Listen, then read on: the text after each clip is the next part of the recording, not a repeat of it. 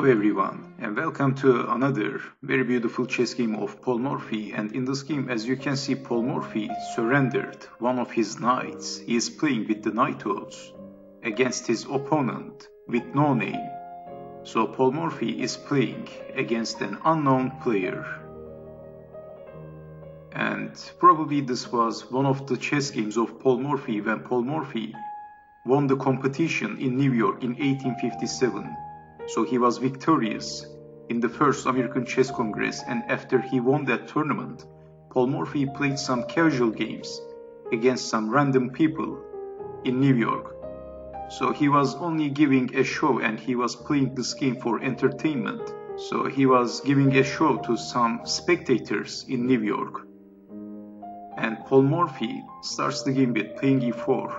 Paul Morphy's opponent with no name plays e5. Knight to f3, knight to f6, d4, e takes on d4, e5 attacking the knight, but queen to e7 pinning the pawn, bishop to e2 unpinning the pawn, knight to e4. And after this move, Paul Morphy castled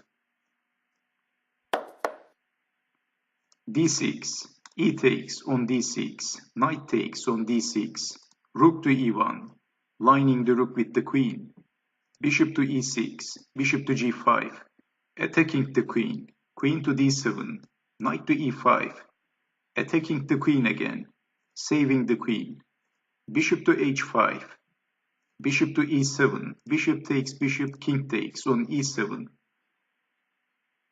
And this is the key moment of the game, and Paul Morphy played a very impressive move. Well, Paul Morphy played knight takes on f7. It looks like Paul Morphy is sacrificing the knight. And black played knight takes knight.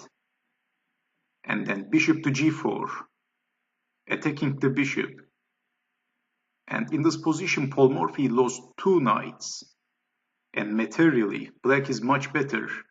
But the pressure is on e6 now. So Paul Morphy is attacking on e6, but black is simply defending with the knight, knight to d8, and Paul Morphy played queen takes on d4. And can you see the threat? Well, black played rook to g8. If let's say c5, a silly move, then queen takes on g7, king to d6, rook from a to d1, king to c6, queen takes on h8.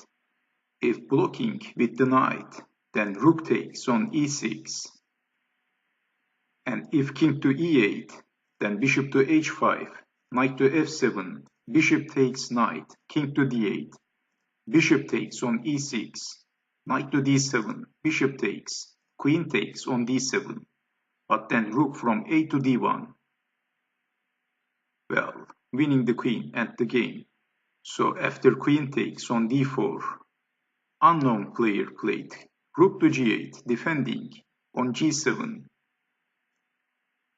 And Paul Morphy played rook takes on e6, sacrificing the exchange, knight takes on e6, but then rook to e1, knight is pinned, knight to c6, attacking the queen, queen to c5, check, king to f6, queen to f5, that's check again, king to e7. Paul Morphy played a move and black resigned. Well, Paul Morphy played rook takes on e6, and his opponent resigned. Well, the possible continuation, queen takes rook, queen takes queen, king to d8, then queen to d7.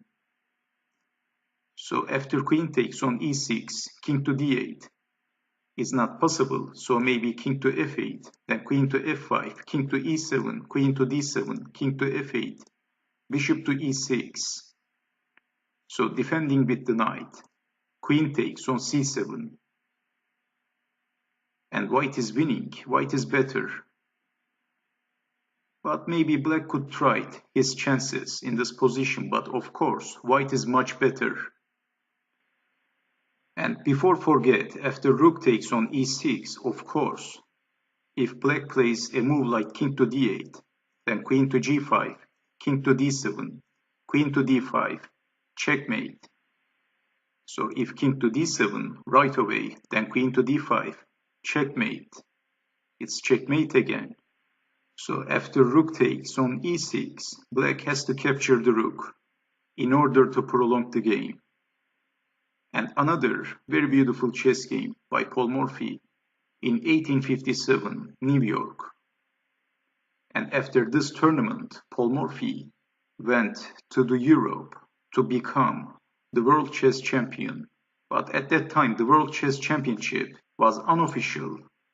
So this was one of the last games of Paul Morphy in the first American Chess Congress. After Paul Morphy won the competition easily, decisively.